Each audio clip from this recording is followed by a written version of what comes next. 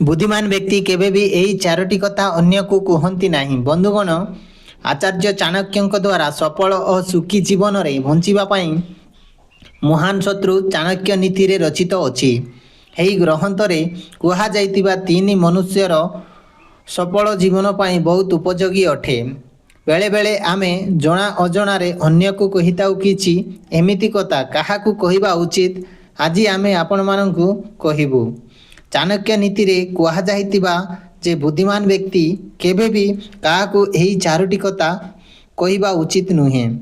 Number 1, जदि आमे अन्य को आमर अजी जाइतिबा संपत्ति किंबा खराब आर्थिक स्थिति विषय रे कहिबा तेबे टंका पैसा साहाय्य करिबारे पछघुंचा देई पारंती।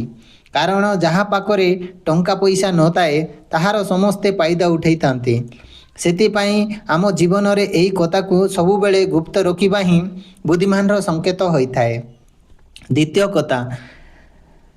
कथा हेउची जीवन रे केबे भी दुख कथा काहाकू कहिबा उचित नुहे। कारण एमिति होई पारे आमे आमर दुख कष्ट विषय रे अन्य को कहिबा आउ से आपणकर दुर्बलतार फायदा नेबारे आरंभ करिदबो।